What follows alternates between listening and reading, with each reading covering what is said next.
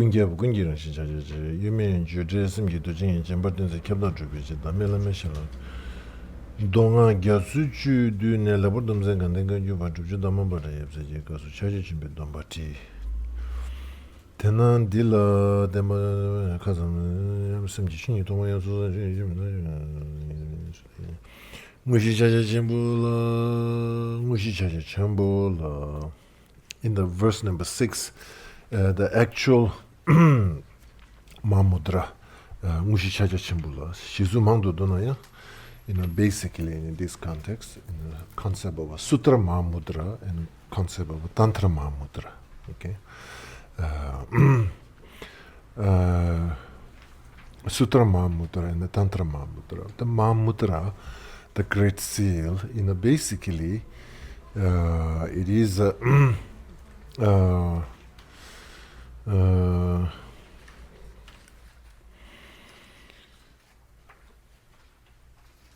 so now over here,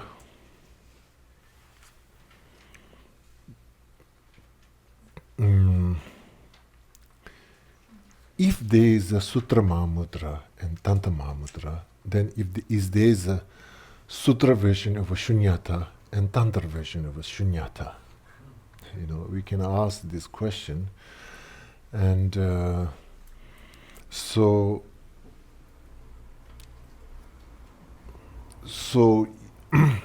if there is a sutra version of a shunyata and tantra version of a shunyata, there's two different things. It is then shunya, subhava, empty of what? Emptiness, concept of emptiness from the sutra point of view, and the concept of emptiness, tantric point of view. And then that's kind of becomes a complicated, all the Nagarjuna's hard work for root wisdom, Madhyamika Mula, becomes complicated. So usually now in this issue related with the Sutra Mahamudra and the Tantra Mahamudra, so maybe we can look at it, why this issue is coming up. Okay, Sutra Mahamudra and the Tantra Mahamudra. And now in Nagarjuna's root wisdom and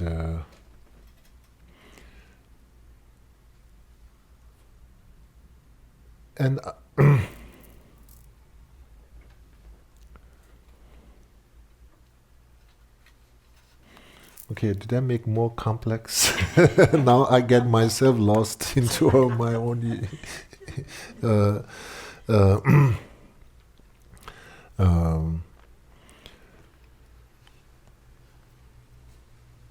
So maybe let me go this way. The word shunya or tongpa, how it is used in Sutrayana and how it is used in Tantrayana. Okay, in the Tantrayana, the word empty have almost 3 or 4 different, tongba, chimpu tongba, shinto tongba, tamje tongba, empty tongba, chimpu tongba, the great empty, shinto tongba, extreme empty, tamje tongba, entire empty.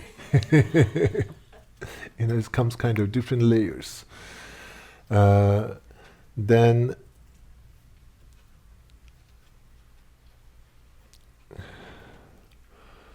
Now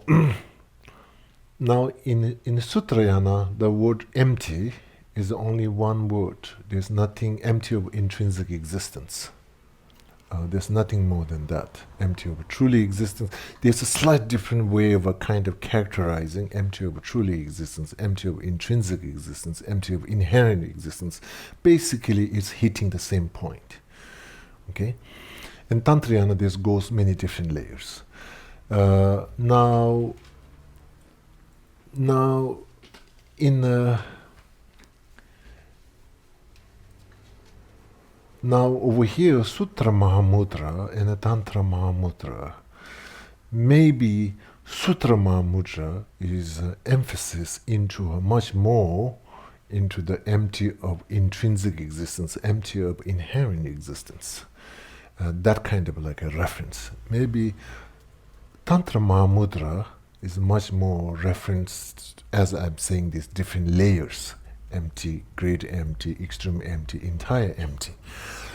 So, okay, so if we go to Mahamudra, Sutra Mahamudra is a kind of like a straightforward for hitting into one point, and Tantra Mahamudra is layers of a process. So if that is the case, so now then it moves to Sutra Mahamudra is much more towards to the object, and the Tantra Mahamudra is much more towards the subject. Okay, so maybe we can look at the subject and object.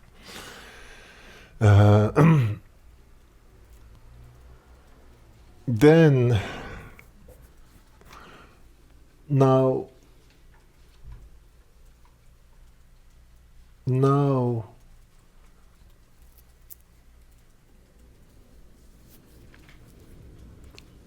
how you say?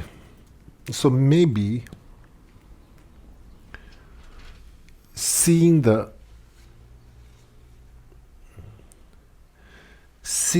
Mahamudra through Sutra Mahamudra, it is not that you are behind the Sutra Mahamudra and trying to see the Tantra Mahamudra. The practitioners trying to see, when I say seeing the experience the Tantra Mahamudra through the Sutra Mahamudra, like an emptiness, subject emptiness, seeing through the object emptiness, is not that you live behind the object emptiness and then trying to see a subject emptiness. So it is not necessarily you are living behind the lens of a view of an empty, of an inherent existence once you're trying to meditate into the Tantric Mahamudra. So basically, you are trying to keeping the, so basically, great empty, entire empty, all these things are trying to see through the lens of empty, of intrinsic existence. Is nothing then separately. So in a Sutra Mahamudra, maybe it's not required to having all these kind of like layers of emptiness description through the subject subtlety. So basically what happening over here is Sutra Mahamudra is basically this conventional awareness and consciousness based on that way it experience of the nature of reality. And the Tantric Mahamudra is not so much in this conventional awareness, but the awareness as we as a human living being, grossest consciousness, subtle consciousness, and extreme subtle consciousness. So view of reality, trying to define through the different subtlety levels, through the awareness. Okay.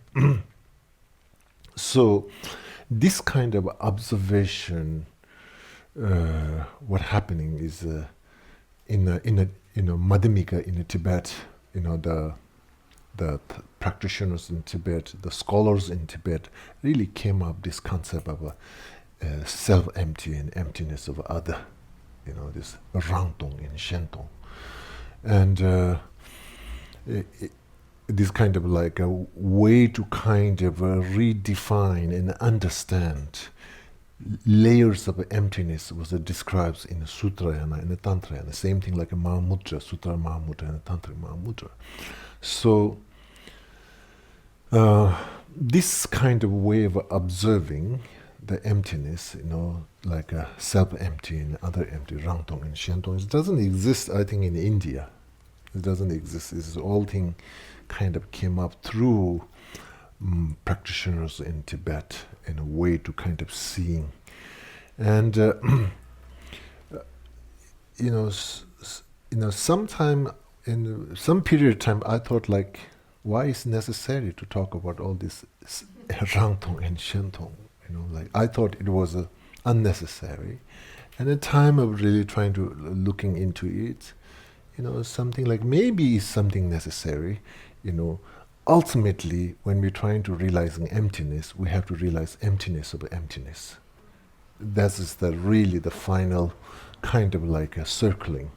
You realize emptiness, but if you don't realize emptiness of emptiness, and then maybe something important things as a leaving behind. So because of that situation, so there is maybe this discussion, Rangtong and Shentong, is so much trying to figuring out not just empty of intrinsic nature, but emptiness of emptiness. Something is, in Sanskrit word shunya means a circle. There's no beginning. It's just a circle. Okay, so until we just establish emptiness, but not the emptiness of emptiness, then emptiness may become kind of where things begin. And that's maybe, then if there is something, it is not kind of, how you say, linear, it is a circle. Can you say that? It is not linear. If we just establish just emptiness, and then maybe it doesn't become shunya, it becomes kind of linear. Somehow it becomes kind of ultimate ways things are starting. So I feel like emptiness, this concept of a discussion of Rangtong and Shentong might have some way to kind of effort to get into that kind of closure, emptiness of emptiness. Okay, so basically, so because of that, sometime there's this kind of like a Sutra Mahamudra, or whatever we're going to call it, may become like a Rangtong is the empty of self, empty of intrinsic, empty of inherent, that kind of concept of Rangtong. And the Tantric Mahamudra might have some kind of idea of empty of another empty, Shentong.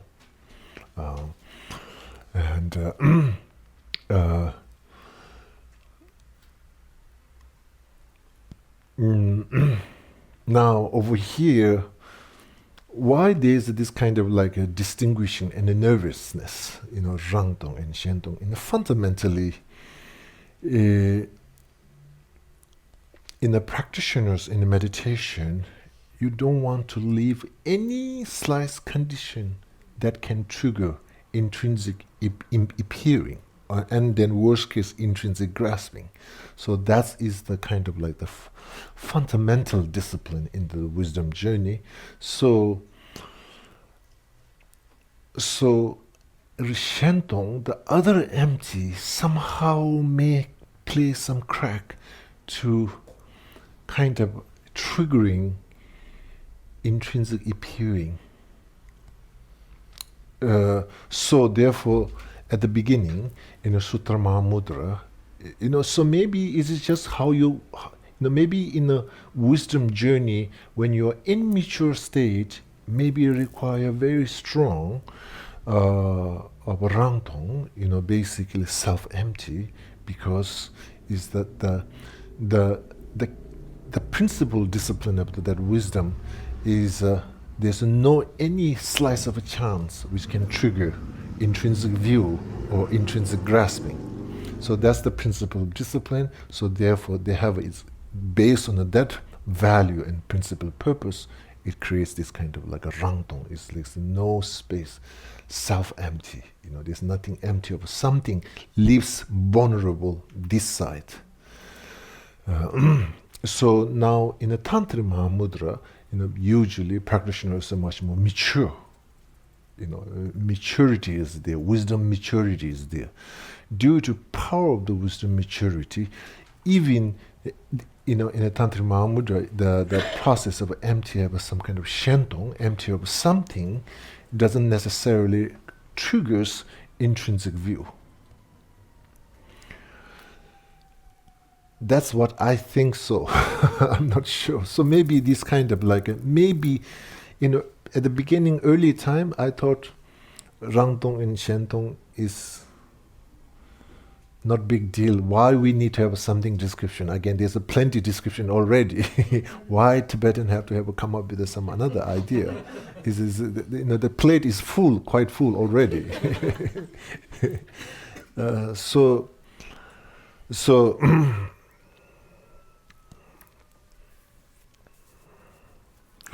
So therefore, for examples, when you're studying Madhyamika or concept of emptiness, when you're studying a concept of emptiness, when you're meditating in emptiness, there is a kind of like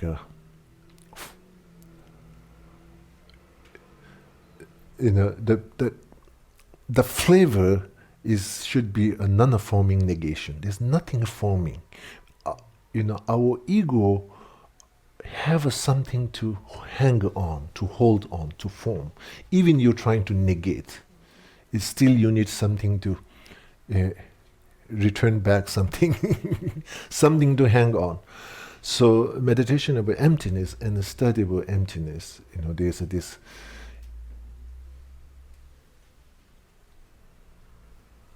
non-forming. When individual trying to abide into that, also expectation and also fear, non-forming creates lots of fear of a nihilism. Non-forming really kind of, and the wisdom journey in the meditation practitioner somehow able to cultivate, instead of a non-forming awareness and the meditative state, instead of creating fear, creating confidence. Okay, non-forming. This kind of like a, so basically that fear becomes again conditioned to trigger intrinsic view or intrinsic grasping. So Sutra Mahamudra and the Tantra Mahamudra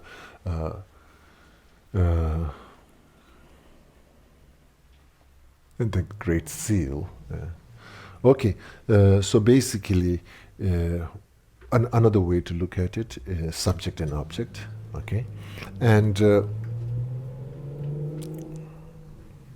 maybe the question comes: is these two practice? Should we have to go Sutra Mahamudra first and then Tantric Mahamudra? We have to go second, or we can go Tantric Mahamudra from the beginning directly. Okay, we can ask that.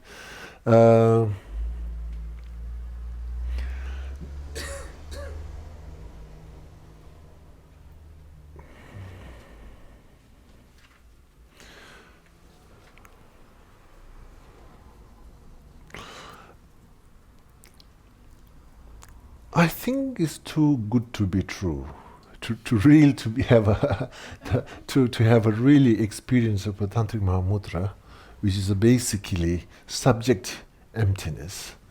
In the Madhyamika terminology, we call subject ultimate truth and object ultimate truth, Yultundam and Yujintundam. So anyway, the key point over here, this discussion is for us most important part is, one is for our discipline, wisdom discipline, when you're trying to meditate in the emptiness at the beginning,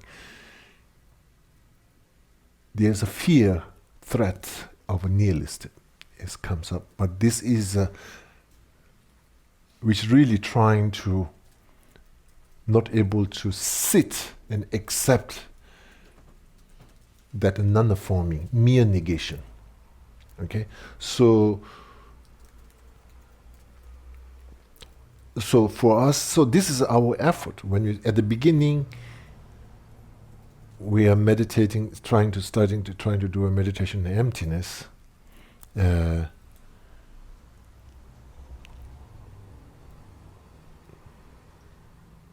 One of my teacher, kind of friend, and also we have open kind of like a discussion. He will say, at the beginning, yes, you have to fall into nihilism. Even don't get fear, better to fall and hit and learn hard and come back into the middle way. And don't try to hesitate, I'm going to fall into nihilism. At the beginning, maybe, jump and hit hard to a nihilistic and really bounce back into the middle way. So he will say from the beginning, it's going to fall into nihilism, and then trying to hold back, then habit kicks, and then there you go back to the same place, grasping with intrinsic existence. So you will say is it better to just, but going to nihilism healthy way, not so not kind of like a unprepared way. Be prepared, well prepared to fall into nihilistic at the beginning. So he used to say that.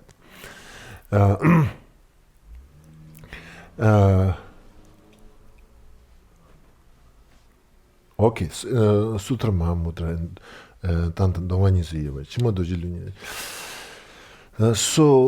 So in the Kagyu tradition and all in some part of in the India, Saraha and all these great masters, Mitripas, in their explanation of a Mahamudra is much more comes to this kind of like a simple city, but it's much more kind of expression of a Tantric Mahamudra.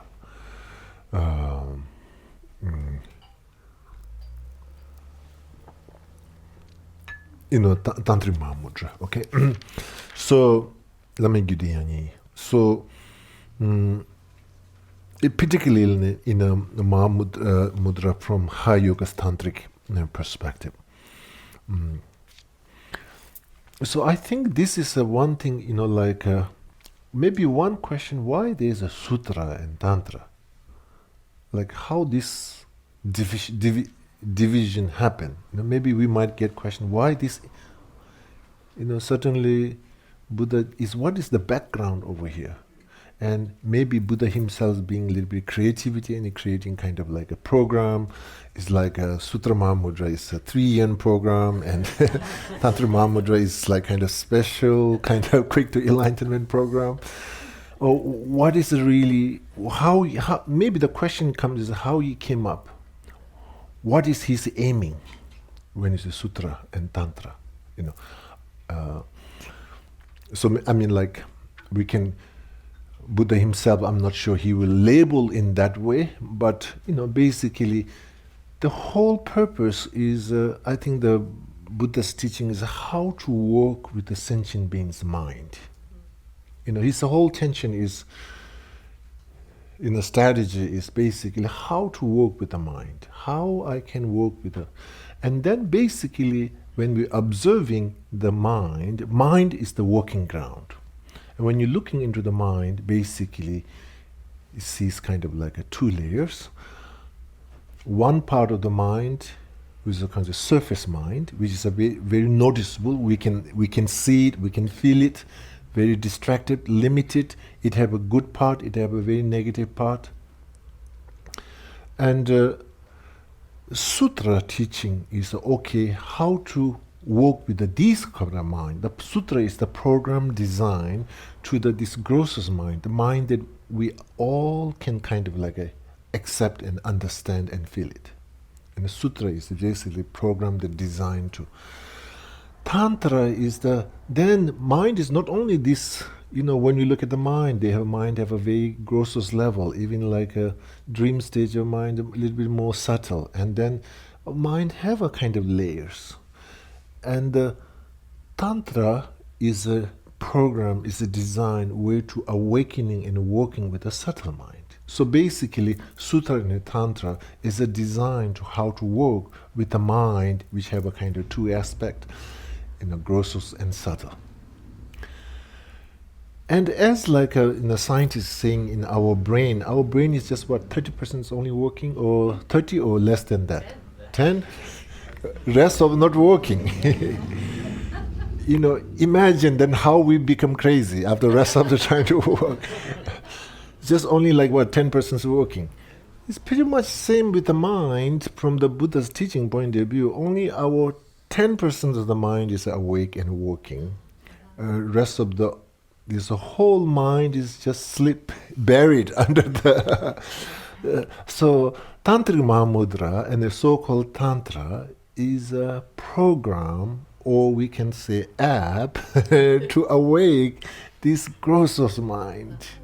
Okay, this grossest mind. So it is so much this sutra on Tantra it's a kind of program how to work with the mind, and there's a mind that's so wild and crazy and need to be tamed, and mind that's still slipped is a kind of barrier under the grossest mind. So Tantra is a kind of so when we talk about subtle mind, extreme subtle mind, all that kind of things. Okay, so basically what happening is over here these 2 type of mind.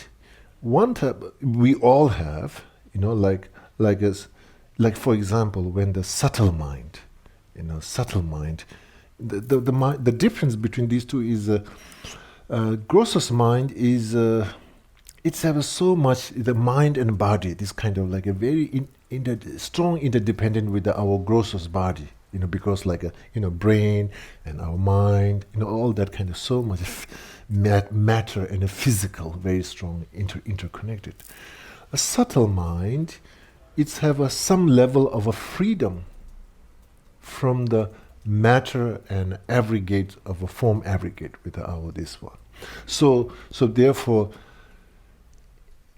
because of this philosophy, understanding of a mind, and particularly in Buddhism, that is so important. That is also almost like an opportunity rather than it is a kind of losing something. Opportunity, why? Because time of death, your grossest body kind of like this form aggregate kind of dying, it creates kind of a space and a freedom for subtle mind. Karmically.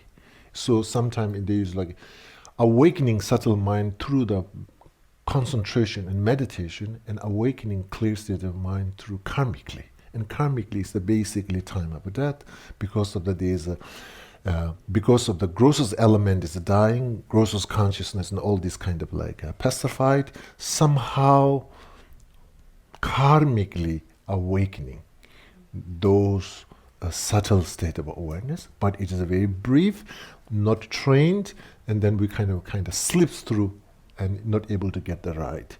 So so basically Tantra Mahamudra is something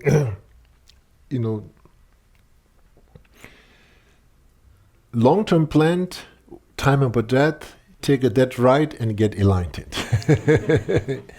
Or maybe before that, otherwise if it didn't happen during alive, and then maybe your practice and karmic journey force together and take the right to enlightenment. So therefore this sometimes you hear the Thupten. Thupten means clear light meditation. Masters and teachers, the clinical death happen, but then like they stay for there's a 2 or 3 weeks, and different teachers go through that, and usually basically that means it is still into the process, so basically staying into the state of that clear light mind, basically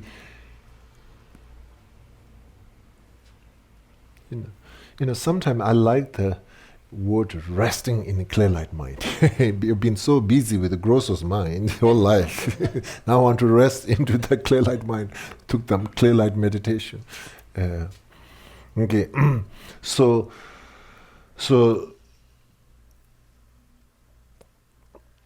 basically, like for example, when we're doing sadhana, like particularly in the high yoga tantric sadhana, and a high yoga tantric sadhana is a whole designed to rehearsal. You're rehearsing how to awakening and dissolving, way to intentionally dissolving the grossest mind and awakening the clear light state of a mind. And the tantric sadhana is designed to that. And the high yoga tantric sadhana is mainly, there's an intensive death process meditation part of the sadhana. And this is a whole rehearsal. So sadhana, the tantric sadhana is basically we need to see as a rehearsal for enlightenment. My daily commitment, daily rehearsal to becoming enlightenment. Can you imagine that? I have a commitment to do a daily rehearsal to becoming enlightenment. As a don't take it as a sadhana, this I have to mumbling too long. I have to do. I haven't finished. It's meant to be designed to, daily high yoga tantric sadhanas. It's a rehearsal for enlightenment. Rehearsal for enlightenment, constantly rehearsal, and the rehearsal, the nature of that rehearsal, is basically way. Intentionally how to dissolve the grossest mind, and intentionally how to awakening the subtle mind. Okay, so so Tantric Mahamudra is something. So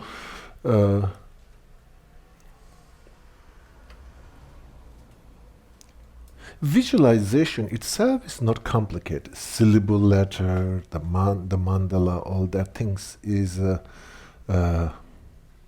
not necessarily complicated, but in the Tantric Mahamudra, in the Tantric sadhana, that is not the real point. Sometimes we get, because in the Tantric sadhanas, at the beginning there is a subhava, there is a meditation emptiness, and then the rest of the word and expressions of the sadhanas as invested into a description of the mandala, the deity, and so on and so forth. Then sometimes we get kind of impression, or looks like that's the kind of the main thing. And in a way, yes, but the really main thing is the nature of the seed syllable letter, the nature of the mandala itself, the nature of the deity itself. And coming through which kind of like a flavor of your devotion and divine mind, and then creating like a guruism, guru deity, that kind of. So fundamentally, Tantric Mahamudra, and that kind of a Tantric Mahamudra is without Sutra Mahamudra. There's no way to there's no way to evolve, mature into the. Without Sutra Mahamudra, there's no way without evolving into a Tantric Mahamudra practitioner. So basically, Sutra Mahamudra and Tantra Mahamudra is not kind of like a Mahamudra buffet, your choice. It's not kind of that. It is a kind of, you developed based on a Sutra Mahamudra, you developed the Tantra Mahamudra, okay? So basically, seeing all these things as a program to way to awakening our grossest mind and the subtle mind. So that's the basically fundamentally that is, okay?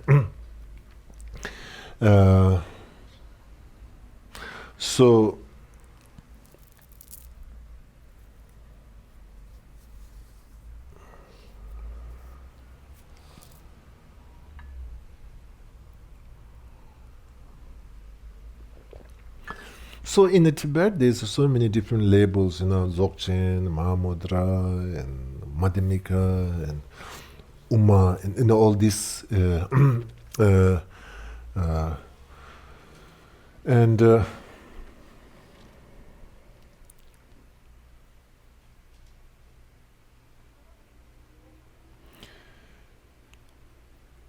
And sometime, Tawa, Gompa, Chöpa. Tawa means view, Gompa means meditation, Chöpa means deed. Tagom Chösum. So each lineage, do they have a difference of a Tawa, Gompa, Chöpa? Yes, I think definitely. Otherwise, how this becomes, different lineage. There's a different approach. That different is based on a different approach or flavor. Yes. And the int, the product, weighs the yogics. They may land in the same point, yes, but I won't say they all are like kind of one same thing, because even within the Madhyamika practitioners, at the end of the meditation experience, they all may land in the same point, but there's no way to the same flavor, because its own karmic journey, its own individual karmic journey. So there's some kind of a different way of a. So key point over here.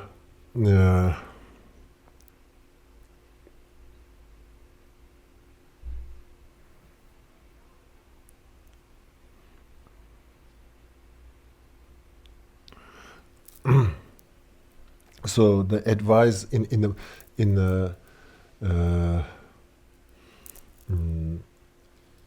in this Mahamudra is not so much trying to make a huge. The difference are difference we need to respect and accept, but this Ganden Kagyu Mahamudra is not so much trying to kind of making soup between Kagyu and Gelug to put all the Tawa Gompa, these three things put together. No, same thing. I think the difference do exist. Emphasis difference do exist. Because of that, there's a conclusion different exists, yes, but the end point where the final outcome and the purpose, absolutely same. We can say that. Okay, so this is a kind of big area into the intellectual level. Where's the difference? What's the difference? Individual can exercise so much further to go. Okay. So shijizu nyamnyon chingi nenjobe tano gomba chigdu pab.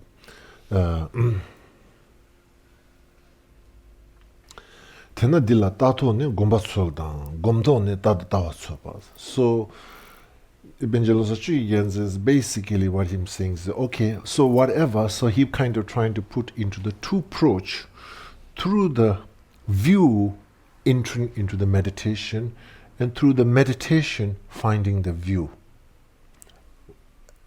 In English, when you say that, kind of makes sense? Can you hear kind of strange? Through meditation finding the view, through the view finding the meditation? Huh? Makes, huh?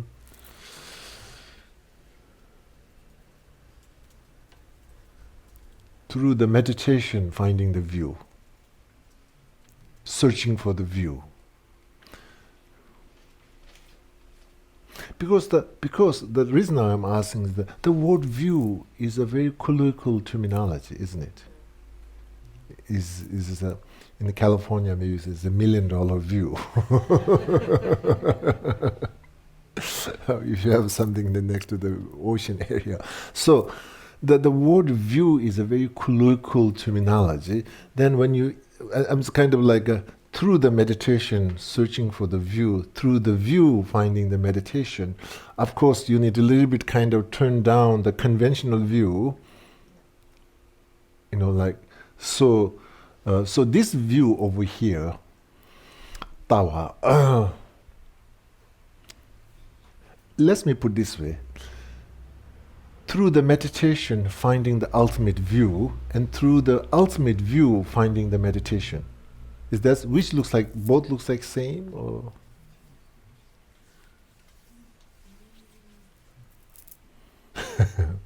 The view, because the why I was adding the word ultimate, because not to miss up the kind of like a view. Okay.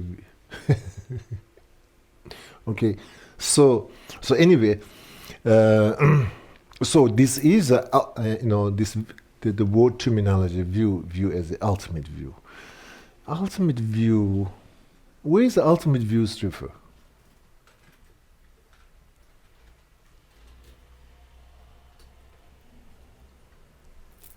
Is a strange ultimate view. Where that is a refer, ultimate view. In another way to say, through the emptiness finding the meditation, through the meditation finding the emptiness. How you hear, again the word emptiness is now we're trying to say same concept through different language we're using. View, ultimate view, emptiness. So maybe in another way to use this verse, say like through the meditation finding the Mahamudra, through the Mahamudra finding the meditation. We can kind of work with that, tatone gombatsuwa, gomtone tawatsuwa. So a little bit kind of like what you mean through the, in another way to look at it, that's okay now. It's getting too much. Okay, so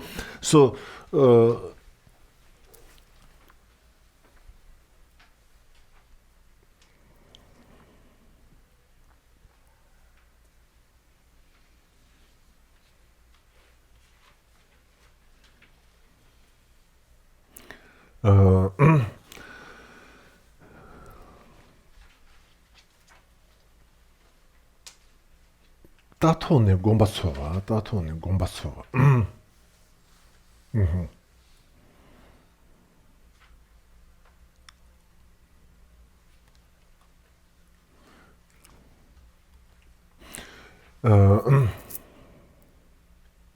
So what happening over here, like when we say through the view finding the meditation, through the view finding the meditation over here, maybe much more reference for the Sutra Mahamudra or object emptiness.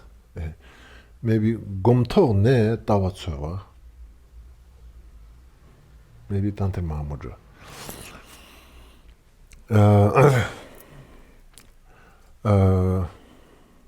One way to look at it, the key point over here,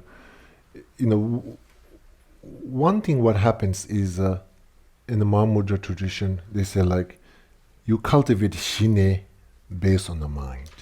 You cultivate wisdom realizing emptiness based on the ultimate nature of a mind. So somehow the track is just mind.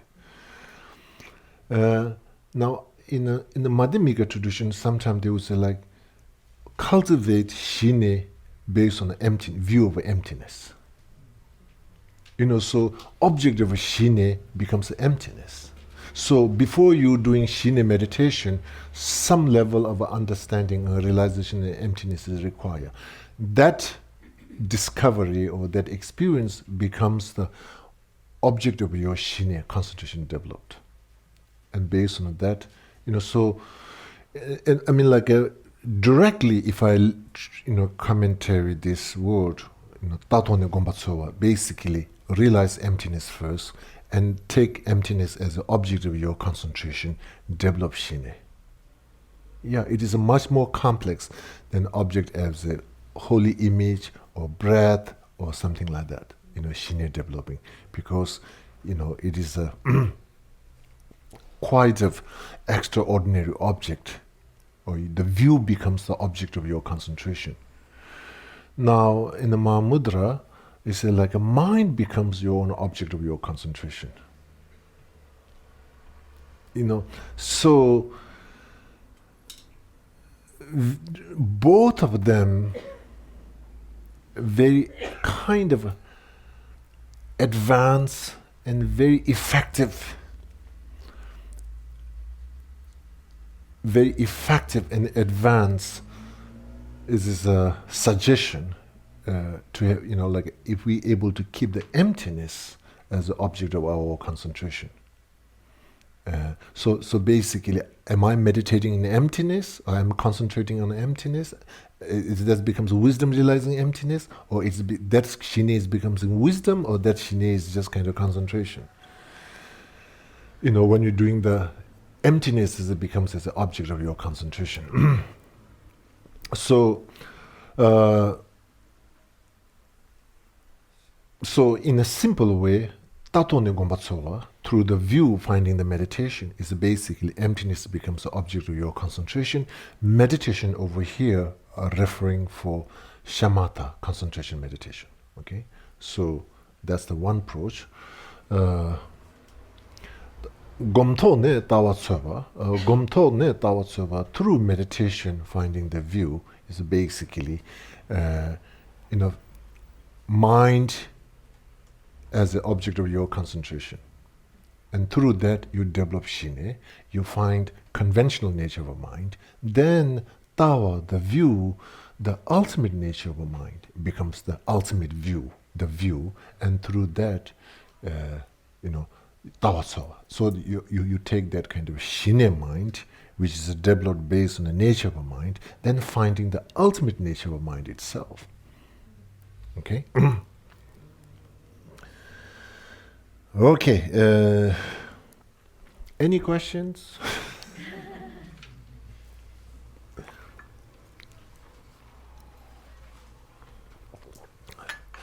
Okay, I will read a little bit more, and you can ask any question. Okay, any meditation questions? don't have to be totally related with the in a verse number 6, page number something like that, and you not require. Okay, I will encourage you to ask question. 소소민도네.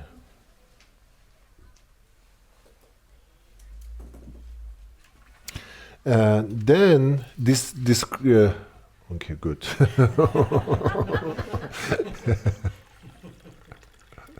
Thank you.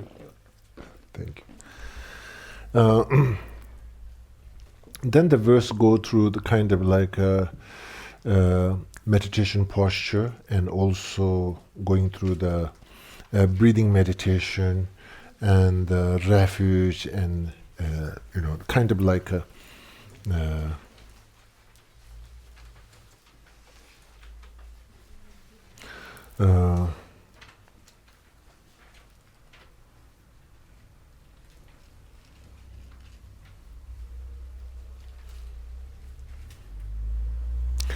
around verse number 15 and 16, maybe, I'm not sure it will be exact same or not, but we don't have the numbers on this. yeah, okay. In second page. Oh, second page. Mm-hmm. So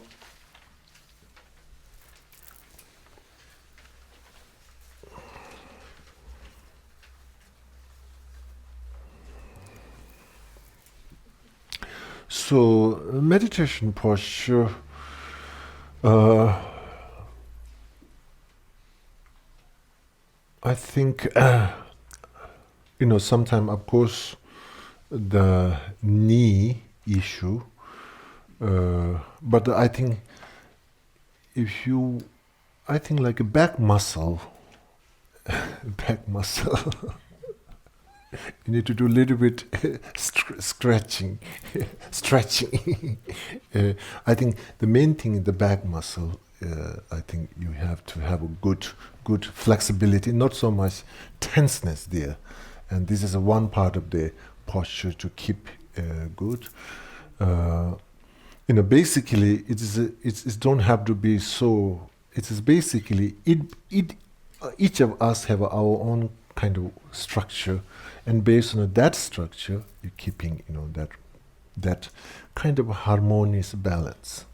Everybody don't have to be exact same. Okay, so.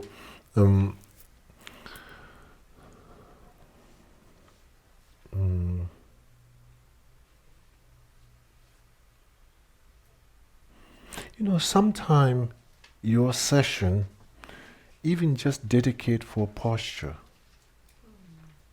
And posture itself is quite powerful statement. It is a kind of gesture, a dignity gesture, powerful gesture, non-reactive gesture. It is a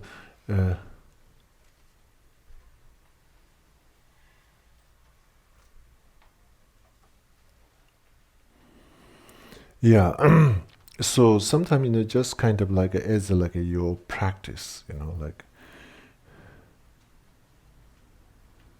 almost like this is a kind of deity yoga. It's like sometimes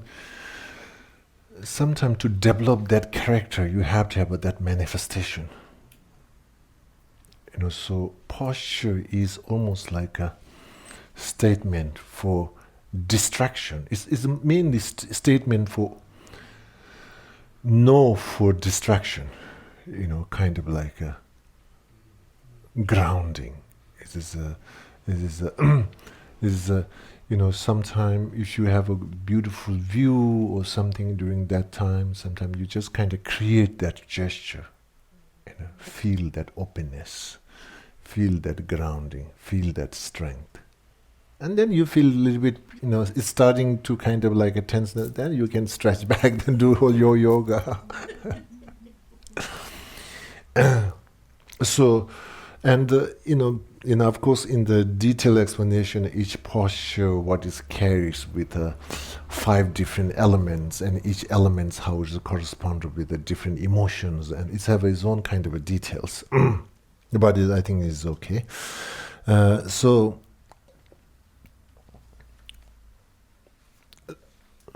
after dissolving Guru into yourself, in this case, so here this Chenelama relatives, so this is what I think over here,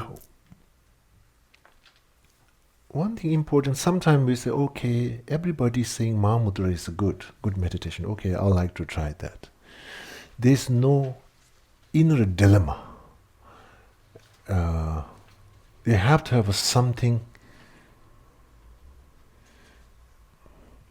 like why. There's no why. Let's go. There's only let's go. Everybody's going, let's do it. Everybody's doing, let's do it.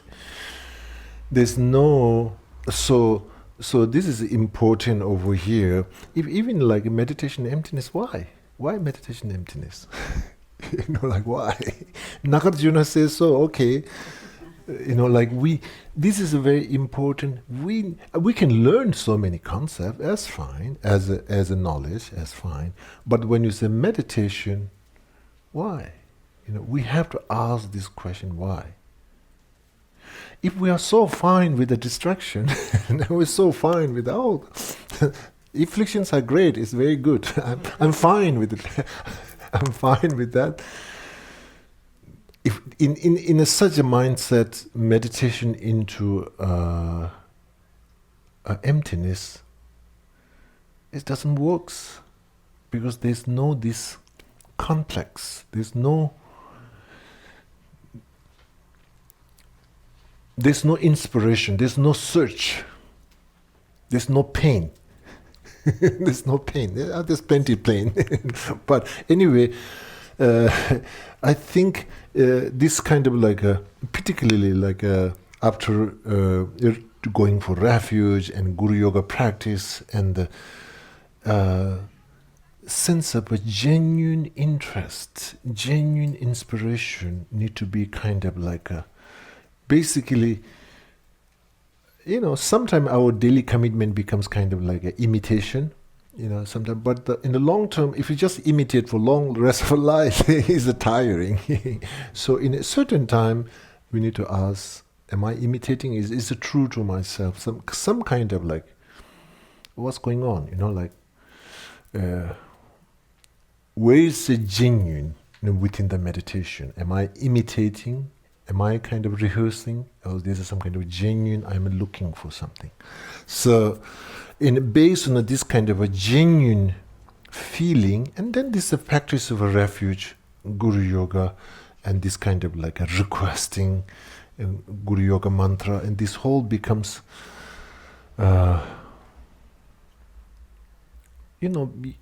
sometimes I really like to listen, Westerners when they met Dharma. And it's each have his own unique, beautiful story. I think you should create big book. It's like so many, somehow it connects with the Four Noble Truths, I thought. But there's so much real and true and beauty and sincere, and there's a joy. Like particularly in the 60s and 70s when the hippie spirit, how they meet the Dharma is so much dramatic, it's like they're taking like a hippie trips and they're in Iran and Iraq and Afghanistan and Pakistan and Kathmandu and there's so many stories, and the Buddhism just really no expectation with the Buddhism. It's like it's sincere appreciation, and it's like there's lots of so. But even today, like everything have a very unique, personal, powerful story. How they met Dharma. It's then not only just kind of bumped with the Dharma, but there is this kind of like a really, kind of like a deep connection, and there's how that evolves, and it have a lot of power there, So it have to, in the meditation, it almost have to be something like that, that whole long story in short in one session, and having that, deep appreciation. Right now, in this kind of, it's so wide open, so you cannot squeeze the energy. So basically, into the any meditation practice from the Mahamudra point of view, there is a how you say like this. In the meditation should be something like this. It's kind of like like preparation of a meditation. Have some kind of emotional feeling high, and then you are not kind of lost into that high emotional feeling, but intentionally, gradually let going. Then there's intentionally coming down into the resting. Then time to time again you come up into the uplifted states, and then intentionally trying to bring it down. So the journey of awareness and our human consciousness is just it is alive, and it is a movement. It's journey of a movement. It is not kind of dead river or lake. There's no ripples, or it's ever still there's alive, but it is something takes that kind of ripple journey. So in the meditation, so mind as like a lake or ocean, and then that kind of like a wave, that gentle wave, this kind of emotional, spiritual expression is really high. Then there's a kind of going back into the stillness. So it is a kind of like a breathing. The meditation, it is not like a kind of suddenly still and nothing happening. It is a multi-dimension with a gentleness and peace. It's not so much like I'm meditating, nothing move. Okay, still, don't make noise.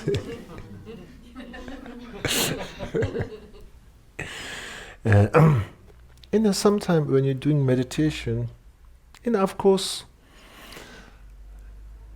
at the beginning, we need some little bit quiet place, but at the later, when you're trying to meditate, the best thing is to able to able to integrate it. If somebody's banging upstairs, now when you're trying to do a meditation over here, now you bring your strength of your concentration through the noise of that upstairs, the music or the noise. That's the plan we have to have. If we plan, our plan is trying to go somewhere, to run away from that noise, or then there will be some another noise wherever we go. So when you sit the minute, and then also fighting with that noise, it drives you crazy in the meditation. Like there's no able to control the upstairs noise. So the strategy is, the minute you hear these kind of things, is to inviting how I can take this into a meditation. You cannot tell everybody to quiet. There's one retreat. There's one long retreat, and when you're doing retreat, your mind is so calm and you're silent, and somebody's complaining they're doing like some accumulation. The bee, it's like come after session they're complaining. There's a bee is making too much noise.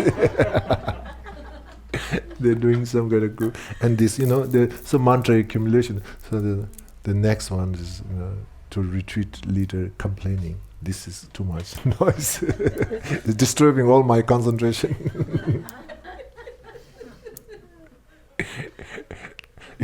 So there will become some noise wherever. Even then, maybe later, you will disturb yourself. Being myself is disturbing me.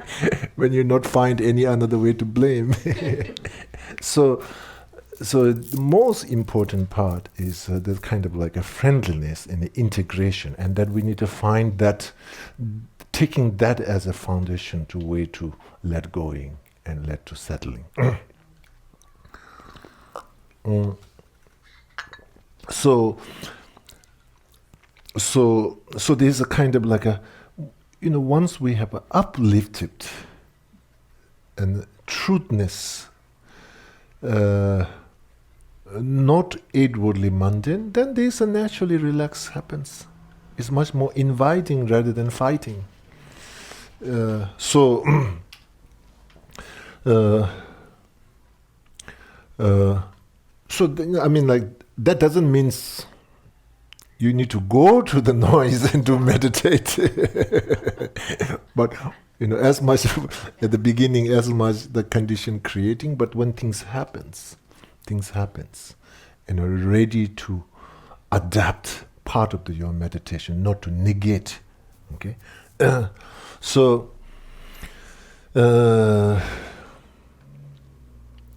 as earlier I was talking, that kind of like a,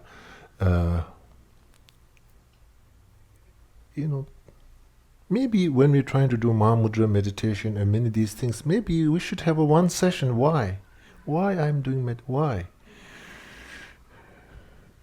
That kind of, where is my own answer? Where is my own answer? Maybe giving kind of a deep look, sincere listening. That might becomes really one of the important key for deepening our meditation. The reason I'm saying is that we have a habit to somehow carry on, just kind of like a follow, just kind of following, and then it becomes kind of like a, it just becomes part of your daily. So basically, at the beginning, when you're trying to going through the posture, breathing meditation, I'll say two things. The one thing is finding the true motivation, not the suggested motivation. There's a suggested, recommended motivation. The Shantideva have a plenty, and we have a plenty suggested, recommended motivation. But where is my own personal motivation? And based on that, we can cultivate a recommended motivation. Then we can add, if somehow, time to time, if we cannot find our own true motivation, then yes, we should go with a recommended motivation. And yes, there's only option left. So once we find our own true motivation, then recommended motivation becomes much more alive. And at least it becomes a more inspiration, a recommended motivation. It doesn't become kind of like routine. Okay, so basically, ultimately, when you're trying to do a meditation posture, and usually I will say, don't rush to breathing meditation. Sometimes immediately we go, okay, now I have to do something. Again, you're giving one toy. You took one bunch of toy, take it out, then you give another toy for mind to play it. Okay, so it's still playing, but it's a little more simplified version, non-threatening version, but still playing. So I think it's important that once you sit in meditation posture, I think just develop that self-discipline, the physical and awareness.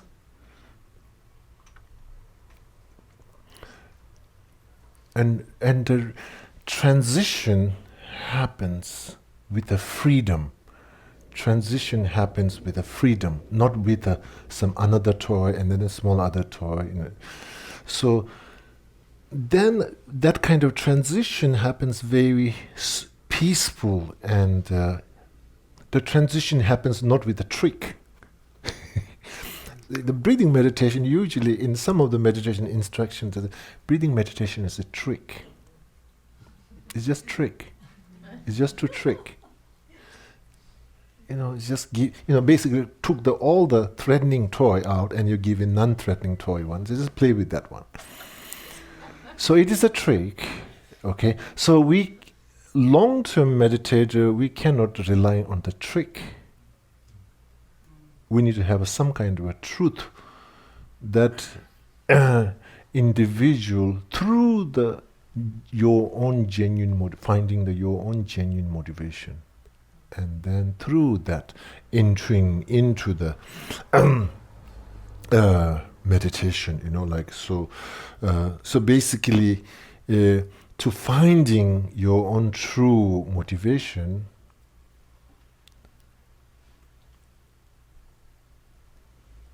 you need to throw out so many things that you don't need it, but you accumulate it. It's like exactly same like your garage or closet. There's so many stuff, mental hoarding, conceptual hoarding. There's no space to walk to finding the true motivation somewhere in some there. So it's basically loads of trucks and trucks to dump. So anyway, there is basically in a physical level, you have to pay so much money. In a mental meditation, basically, you don't have to pay so much, but you have to just be a patient. Basically that kind of let-going, non-conceptual meditation. And through that, finding your own true intention is not so much analytically why I'm doing, is that question was asleep there, and then kind of let going all the distraction of your thoughts and emotions, those reactive, and then gradually awakening the true intention or true nature of your mind. Okay.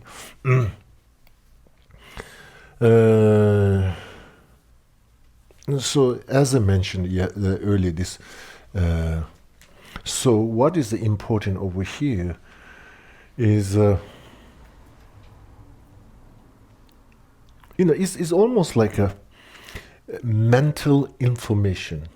We have all the afflictions and reactions. There's so much information. Yeah, this morning I'm saying. So this kind of like a mental nyune, this mental nyune, this kind of non-conceptual meditation is almost like a fasting, mental fasting to healing all this mental and emotional inflammation that we have, which really basically obscure the alertness and clarity of our awareness. Okay, so that's the kind of the key thing. Then through that, once going through this kind of like a emotional diet, mental diet. What is it? Diet? Is it diet? Diet? It's like a fasting, huh? The ultimate fasting, yes, the mental diet. So basically, through basically in physical level, when we don't have inflammation, we have this energy. All the immune system, there's so much energy, clarity, and that's exactly translating into the mind. Basically. In this case, basically two things. Mindfulness, temper, and the shishing is the introspection. So the energy, which is you kind of like a awakening through this kind of like a meditation, then you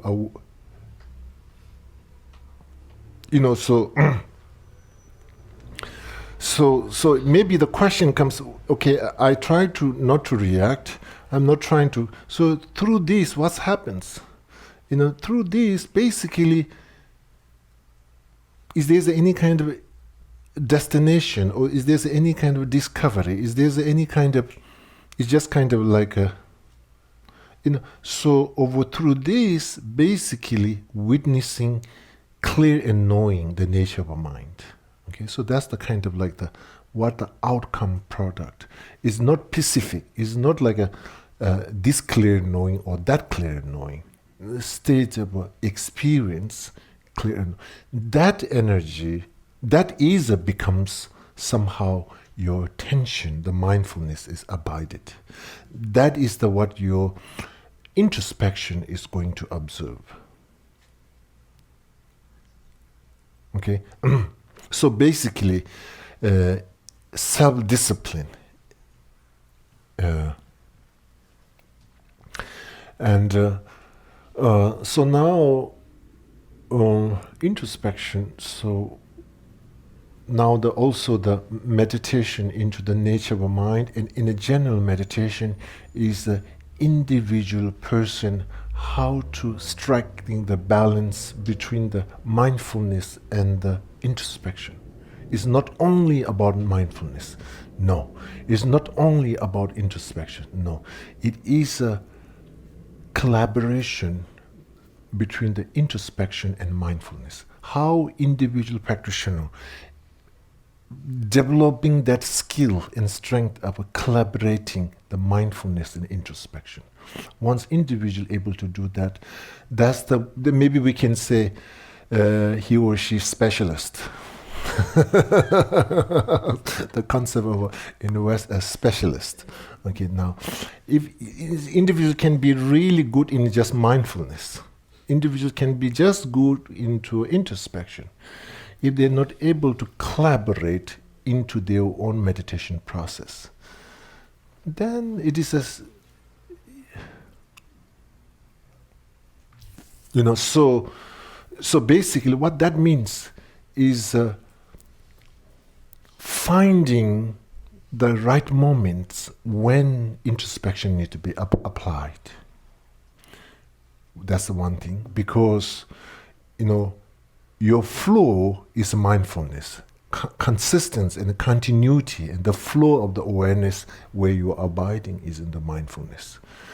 Now, what you're trying to bringing into the scene is the introspection. You're bringing the problem is maybe not necessary, but you're trying to assess. Maybe not necessary to assess, but you're trying to assess. Maybe that's enough, but you're not leaving you overly assessing. So introspection is able to self-assess. If somebody you're doing your job but you never assess, then you have no idea what's happening.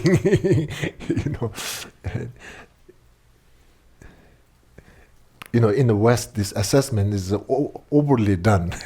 I think, even when you go to visit your bank, and next morning you have 3 emails to assess. That's just like, I think it is like, is almost annoying. Overly activate introspection. Okay, and you can see that's even the conventional world they're doing, and our meditation, when we encourage introspection, we are good at it. We have so many ideas and way to do it. And what's happened is we ruin the main customer, the mindfulness, which is in our case like, oh my God, I'm scared to go to see my bank because they'll write me too many. Okay, you have to go, and suddenly, now tomorrow I'll have several email, and then sometimes some are very nice, and you feel like kind of like I have to write something.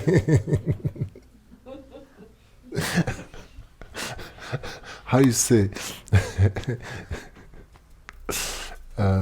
So anyway, introspection is so much about assessments with the right amount and the right timing. So this is whole thing in the meditation, because usually, sometime in the meditation at the beginning you don't want to do an assessment. You don't want to touch with the introspection. Tired. I'm enjoying. Please leave me alone. I'm so calm and I'm so peace. And there is this kind of some kind of attachment developed with the mindfulness, that kind of peaceness, and ultimately, creating his own habits and not having space to grow. So introspection is very important. But we have at the beginning, maybe more kind of resistance. But once we get into the introspection, into the part of the meditation, usually you overdone. Then in worst case, the minute you bring in introspection, you're starting to judging. Oh, I'm not doing good. I was wrong. I was wrong. I am wrong. I will be wrong. So, totally ruined everything. So, so here in the now is basically well prepare the introspection when you're bringing into the meditation.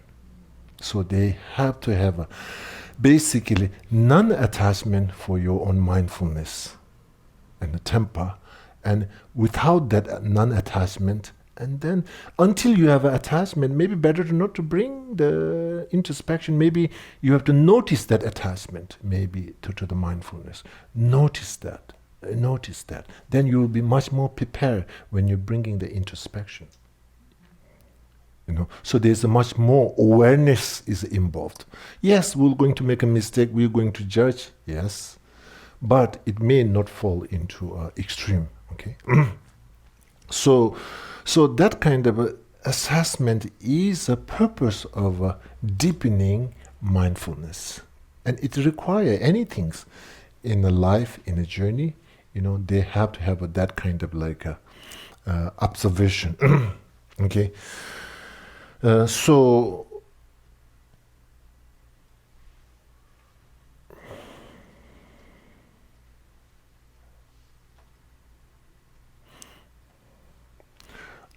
now the question,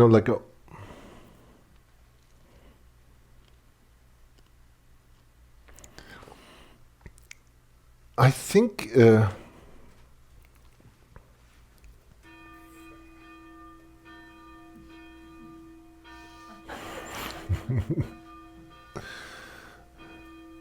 okay, let's take a break. Let's take a break.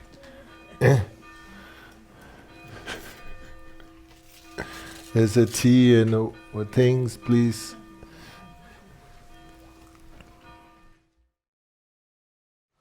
So, we have a 10-minute left. So, some of you brought good question, since we are talking about the introspection, sometimes when somehow you feel so comfort into the mindfulness, that kind of like a non-reactive, that break, that freedom, and getting, again, if you stay too long, the general advice is it may kind of creates a dullness into your awareness, So where is the measure, where is the border that we should not cross more further, even the non-reactive meditation, even that kind of like a mindfulness journey. So that is the, again, it's important to jump into that, but make sure it doesn't cross the border. So here, how we know, is there a standard border? How we know that border? Invisible border, visible border. So introspection is basically, in another way to say, is the pilot light of the awareness, the consciousness. Make sure it is still there. You are not putting the gas and heat, all that kind of wasting that energy. But if you put off the pilot light, then is the problem. Then the mental dullness, that's kind of like then sometimes there's this kind of like a confusion and really, even in some case in the meditation instruction, they say the most dangerous obstacle for meditation, is more danger than distraction.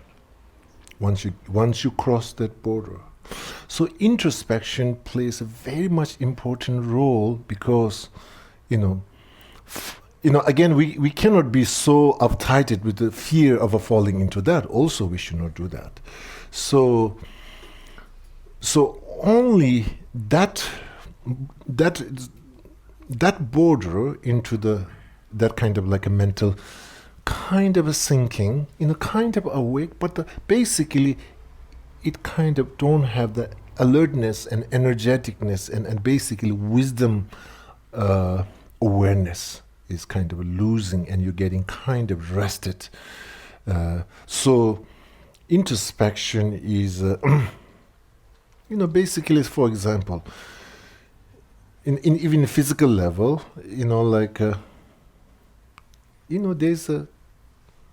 I heard a friend of mine told me these days they treat diabetes by fasting.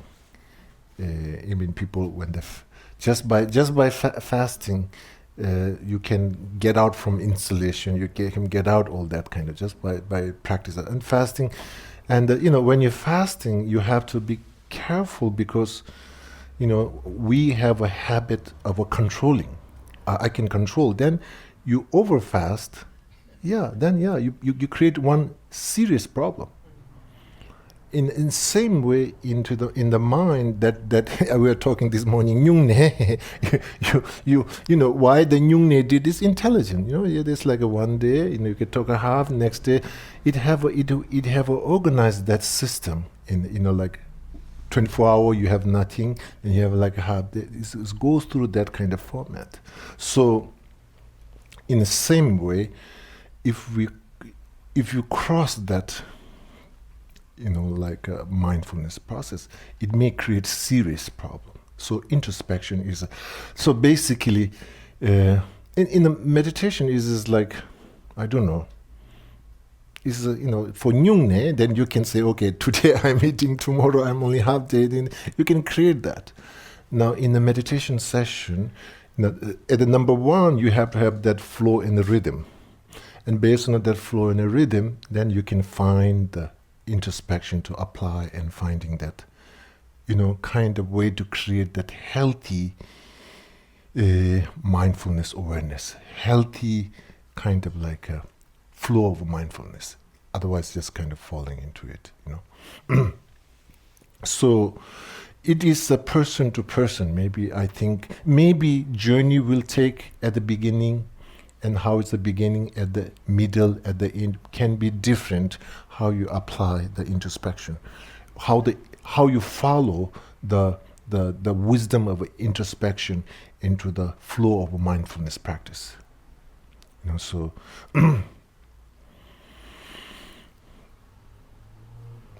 okay. So I think that attachment, like is also the controlling is attachment.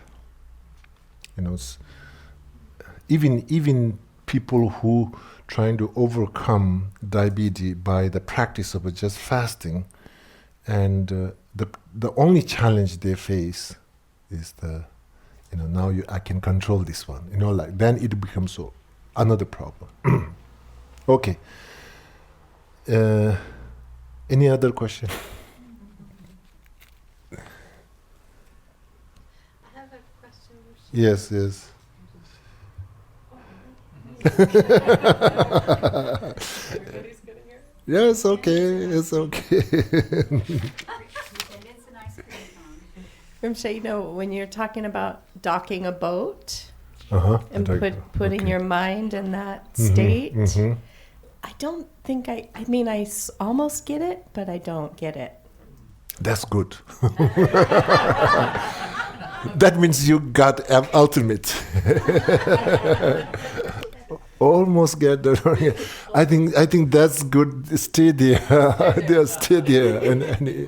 And yeah, that's good. I think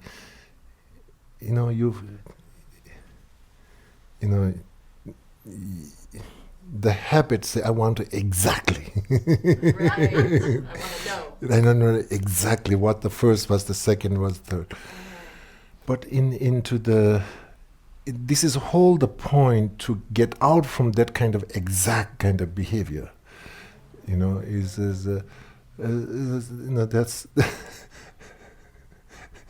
that kind of pain. Dugging the boat.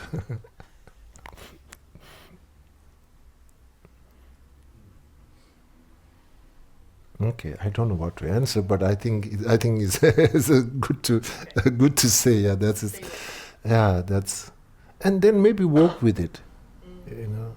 Work with that one. If your mind is maybe duck the answer itself.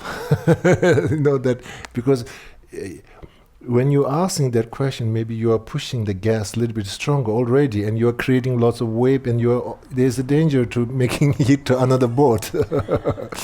so by that question, maybe okay. If can I slow down a little bit that, guess. So maybe exact working with that itself may find way to ducking the boat. Okay, oh my God, okay. Okay, I escaped from that question intelligently to avoid that. Okay. Okay. That was a very Buddhist answer. Yes, that's very Buddhist answer. Perfect. That's it.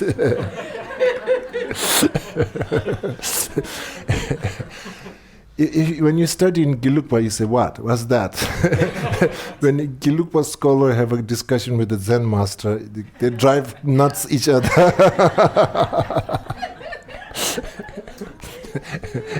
What you saying? I don't get it. And both sides each other don't get it. I think we should create like putting Zen master and Gelug-Kagyu together. And have a good, tea ceremony or something, and in the tearing, fighting each other. Put on YouTube. Yes. Okay. So, okay. When I was studying Madhyamika, is because the mindset is programmed with the logic system, so much into it. But of course, ultimately, let go of the logic. Again, it's kind of things. But because we are so much oriented a logic system, the Zen answer doesn't really make sense. It's almost like annoying. But that itself is the ground to ultimately way to let go of the logic. Because it doesn't make sense, because what you mean that? It's kind of... Yes, go ahead. So I have a question about right view. Mm-hmm. And so in reading the three principal aspects of the path, Mm-hmm. when Tsongkhapa talks about right view and dependent arising, Mm-hmm. that when you've combined emptiness with dependent arising, or when you see those as one, you've got it. Mm-hmm. Where does dependent arising fit into what you're describing? In the Mahamudra. Yeah. Thank you.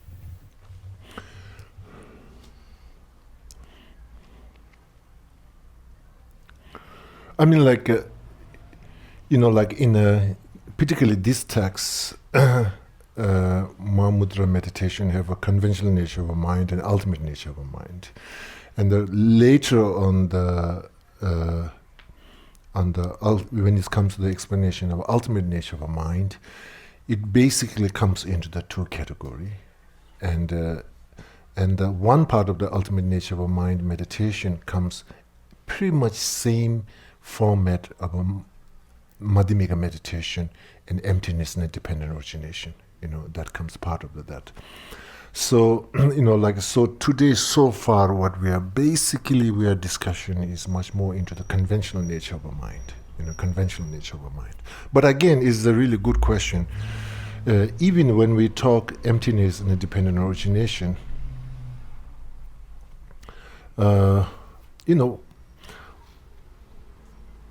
what's really happening? Maybe we can say we all the time use terminology emptiness and dependent origination. We never use truly existence and dependent origination.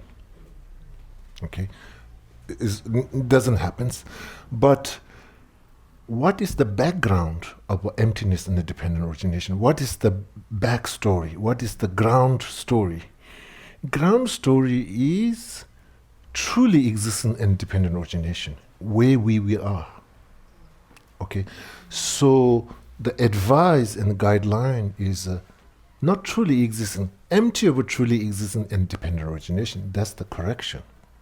Okay, so what's happening over here? So what that means, we as in samsara or whatever we call, truly existence and a dependent origination. Basically, what that means is a dependent origination validates a truly existence, and a truly existence validates a dependent origination. This is our culture, and this is we say, yeah, this is truly existence. Look at here, I can feel it. This is people made it, because it is not truly exist. How people can make it? It is something nothing truly exists. If it's nothing something there, how the potter can make these kind of things? It is somewhere in the air.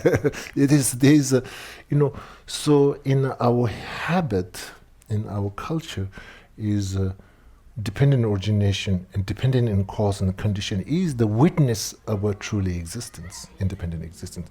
So emptiness and the dependent origination is the suggestion, and you can, it's in one way, yes, that's true. It brought certain level of prosperity, but also it is how you say in English, what you say, curse and blessing and curse both. Truly existing in a dependent origination, that what we are into working is a blessing, because there's a dependent origination. There's a curse also. There's a view of truly existence. So suggestion is emptiness in the dependent origination. Hey, you can do only by blessing without curse.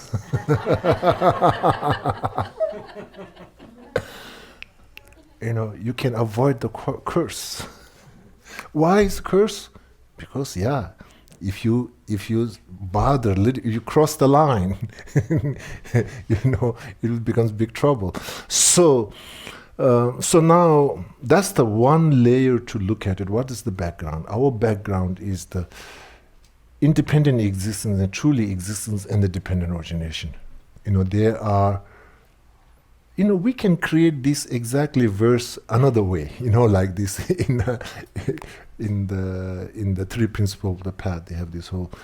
You can make. If you flip the another way, it can run samsara perfectly.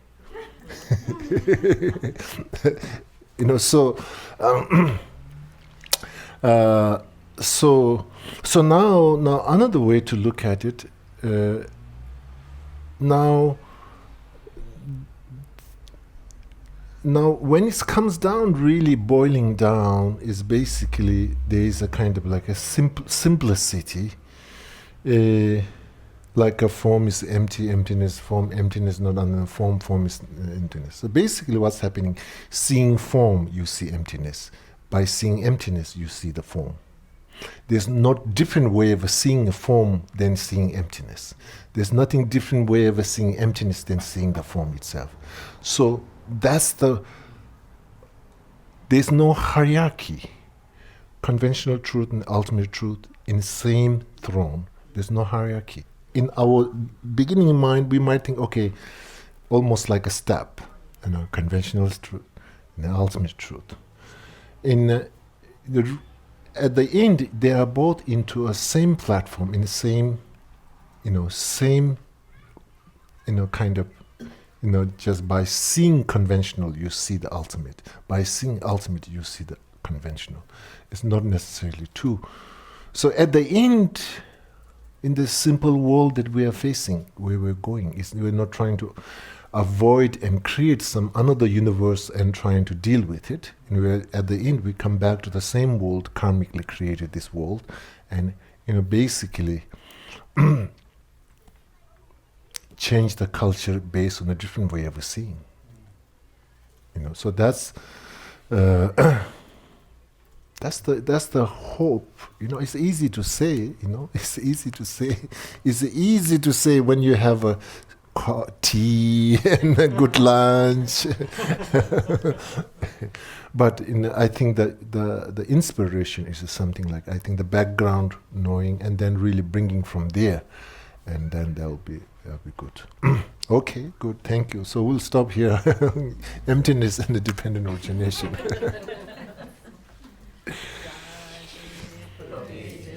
Nendo dan jira lenji ninde gembande zanje shindu mide bewa yendru nanda shinda juba jo Guru Rana Mandala Kani Yandayami. So, we're going to do the dedication prayers. If you go to the page in the white book that says Tsok, at the top there's some general dedication prayers.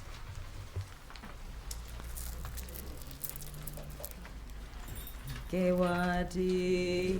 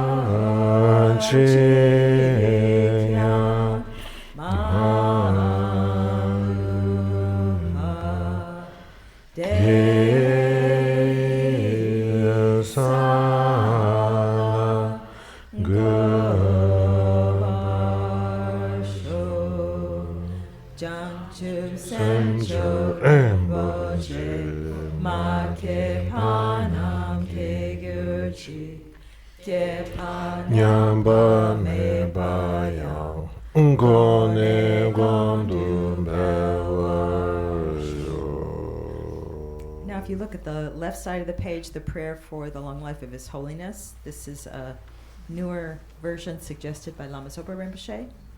We can do this one in English. The wish-granting, wish-fulfilling jewel, source of every single benefit and happiness in this world, to the incomparably kind Tenzin Gyatso I beseech, may all your holy wishes be spontaneously fulfilled. And then the long life prayer for Yangsi Rinpoche on the handout. Embodiment of the three divine refuges, who blesses all. Ganden Tenzin, holder of the teachings, may your lifespan last for eternity. May your excellent deeds pervade all of time and space and continuously ripen for the nourishment of myself and others. Thank you, thank you, thank you, thank you.